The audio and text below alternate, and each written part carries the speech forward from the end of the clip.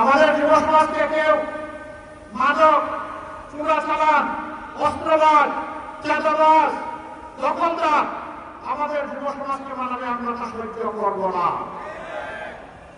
এই সমস্ত কাজে যারা লিপ্ত আছে তারা আমাদের সন্তান, ওদেরকে আমরা মুখে টেনে নেব, ওদেরকে শিক্ষা দিব, প্রশিক্ষিত করব, ওদের হাতেও সম্মানের কাজ তুলে দেব ইনশাআল্লাহ। সেদিন আর তাদেরকে লজ্জার সাথে এই সমাজে বসবাস করতে হবে না, তারাও সেদিন গর্বের সাথে বসবাস করবে এবং বাংলাদেশকে গড়ে দেওয়ার ক্ষেত্রে তারাও অবদান রাখবে ইনশাআল্লাহ। এই এলাকার বেশ কিছু সমস্যার কথা বলেছেন জনাব সাইফুল আলম খান মিলন। দোয়া করেন আল্লাহ যদি আপনাদের ভালোবাসায় সিক্ত হয়ে আপনাদের মূল্যবান ভোটের আমানত নিয়ে আগামীতে সরকার গঠন করার সুযোগ দেন, আমরা আমাদের অঙ্গীকার রাখবো ইনশাআল্লাহ।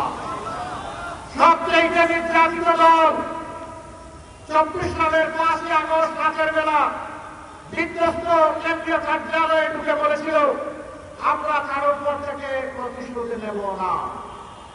আমরা আমাদের কথা রেখেছি, কারোর উপর আমরা প্রতিশোধ নেই। বলেছিলাম যারা মামলা করবে ন্যায় বিচার পাওয়ার জন্য আমরা তাদের পাশে তাকিয়ে শক্তি যোগান দেব, তাই আমরা করে যাচ্ছি।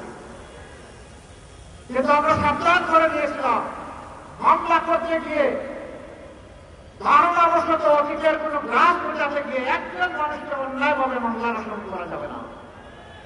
আমাদের সহকর্মীরা আমাদের কথা রক্ষা করেছে, কেউ বলতে পারবে না ভুল ভাল কাউকে আসামি বানানো হয়েছে। হাজার হাজার মামলা আমরা দেইনি, জেনুইন কিছু সিম্বলিক প্রতিটি মামলা আমরা দিয়েছি। আমরা বিশ্বাস করি আসল বিচারটা হবে আল্লাহ তাআলার দরবারে, আদালতে, আখিরাতে। দুনিয়ার বিচারের একটা অংশ হলে দুর্বৃত্ত হওয়া পছন্দ করার সাহস হবে না। এজন্যই আমরা মামলাগুলো করার অনুমতি দিয়েছি।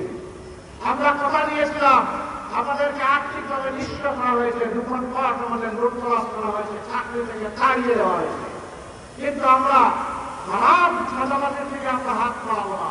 আমরা আমাদের কথা রেখেছি। আমাদের সহকর্মীরা সাজাবাজি করে না, কারণ আমাদের সহকর্মীরা এই দেশকে ভালোবাসে, মানুষকে ভালোবাসে। যারা দেশ এবং মানুষকে ভালোবাসে তারা মানুষকে দুর্গতি করে না। আমাদের সহকর্মীরা আল্লাহ তাআলাকে ভয় করে। দুনিয়ার পুলিশ আর্মি আমাদেরকে না দেখতে পারে, আল্লাহর নিয়োজিত ফেরেশতারা আমাদেরকে প্রতিনিয়ত রেকর্ড করছেন।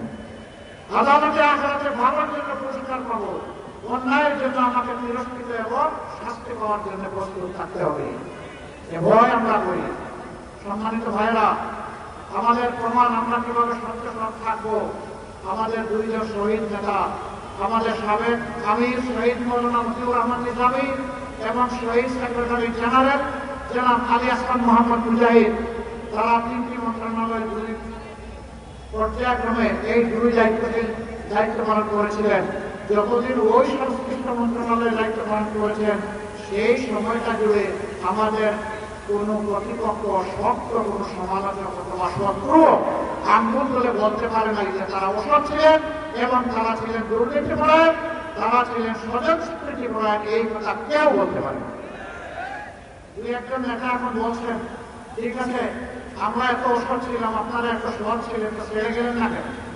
আমরা ছেড়ে যাইনি এই কারণে অন্তত 3টা মন্ত্রণালয় বেঁচে যাওয়া, দুর্নীতির হাত থেকে রক্ষা পাওয়া, কিছু একটা ঠিকানা মানুষ পেয়ে যাওয়া এবং বাংলাদেশের মানুষের মনে আস্থা তৈরি হোক। ভালো মানুষের হাতে দেশ পেলে সৎ থাকা সম্ভব, দুর্নীতিও দূর করা সম্ভব।